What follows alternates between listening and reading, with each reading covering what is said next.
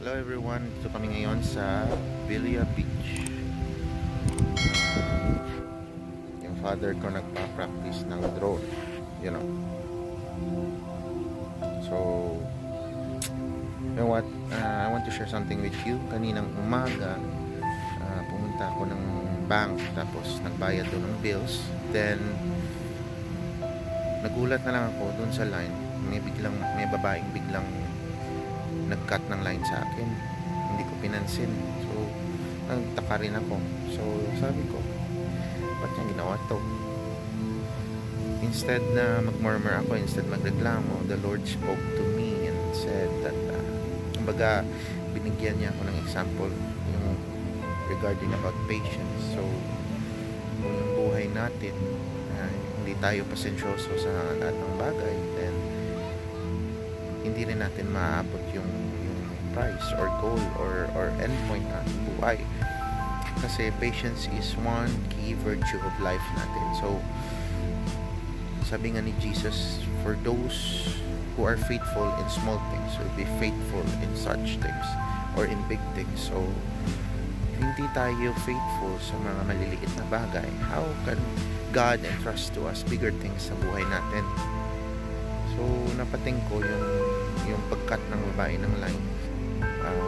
Na-realize ko na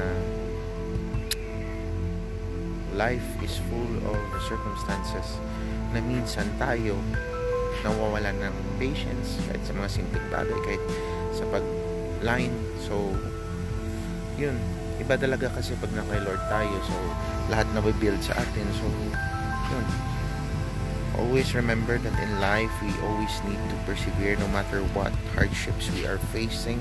Sabi nga ni Paul, be joyful in every affliction.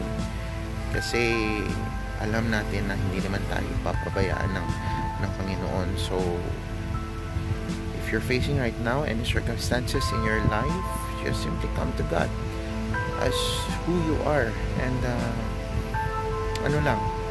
just pray from your heart that you need His help, and read the Bible, because sa Bible diyan nagsasalita yung Panginoon. Diyan natin malalaman kung ano yung promises niya, ano yung magiging plans niya sa buhay natin. So kung hindi tayo nagbabasa ng Bible, paano natin malalaman yung mga promises ni Lord sa buhay natin?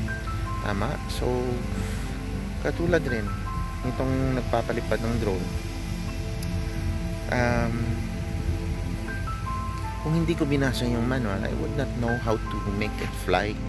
I would not know the parts of the drone. I would not know how would things work with the drone. Ganon din sa buhay natin.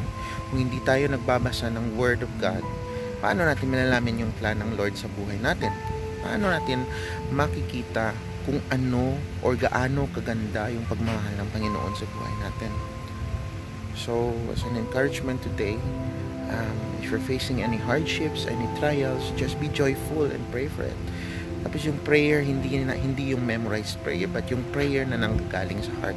Kasi God looks at the heart.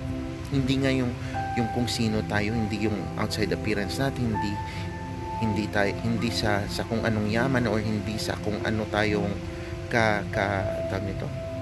kagaling when it comes to things or academics, but God looks at the heart. Katulad kay David, hindi lahat guwapo, lahat malalaki yung katawan, yung mga kapatid niya, pero sabi ni Lord, hindi siya.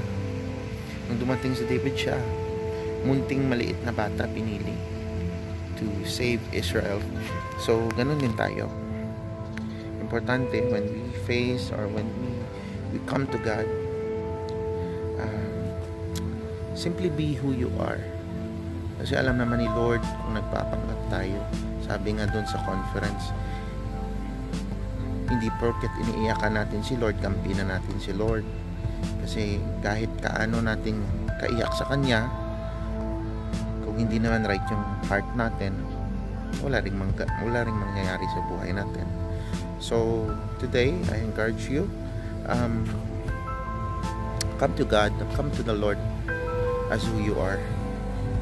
God enjoys things kapag honest tayo sa sarili natin, honest tayo sa Kanya. If you have sinned, just pray that the Lord will forgive you. Sabi nga sa Bible na if we confess with our mouth that Jesus is Lord, you will be saved. So ano yan, umpisa yan ng salvation natin sa mga wala pang relasyon kay Kristo. So yun, next time I will share to you my testimony on how I met the Lord, and I hope that it will bring encouragement to you guys.